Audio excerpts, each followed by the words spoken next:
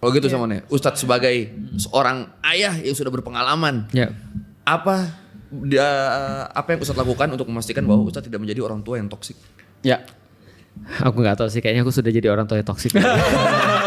Tapi mending sadar diri seperti itu sih Ustadz. Bener sih ya. Harusnya. Iya.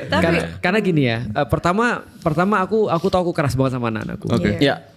Tapi aku tahu karena mereka juga punya sifat-sifat yang berbeda. Jadi aku tidak pernah memperlakukan anakku secara sama karena sifat mereka beda-beda semua.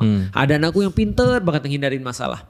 Dia udah tahu tuh kalau ada masalah dia pasti langsung berbuat segala sesuatu yang buat aku nggak marah. Tapi ada anakku yang pinter banget mancing emosiku tuh.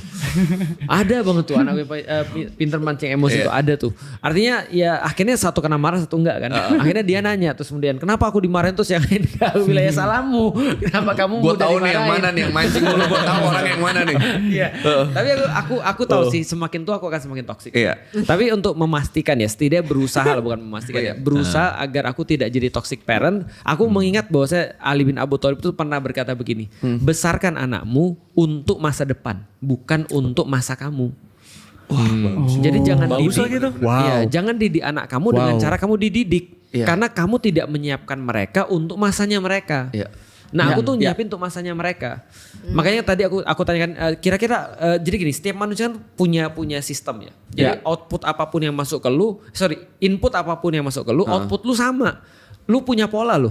Setiap output lu itu punya pola khas lu. Ya. Lu nyari ibroh sebenarnya. Jadi artinya sudah kayak ya udah apa pilihan gue lagi selain ini?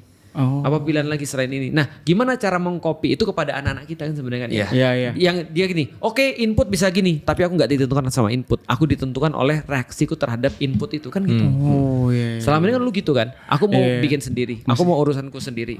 Ini urusan mereka. Enggak, aku menentukan ceritaku sendiri. Nah, menulis cerita sendiri itu yang aku masih belum ketemu replikasinya itu seperti apa. Tapi di situasi yang toksik, hierarkinya siapa yang lebih bertanggung jawab? Orang tua yang menjahati anaknya atau anaknya yang memberontak dengan orang tuanya? Kalau ada anak terus kemudian memberontak pada orang tuanya, itu lebih bisa dimengerti daripada orang tua yang durhaka pada anaknya. Karena kan ada banyak hal yang kata Rasulullah itu berkaitan dengan umur. Misalnya contoh gini ya, Allah benci pada orang bermaksiat, tapi lebih benci kepada orang tua yang bermaksiat. Oh iya.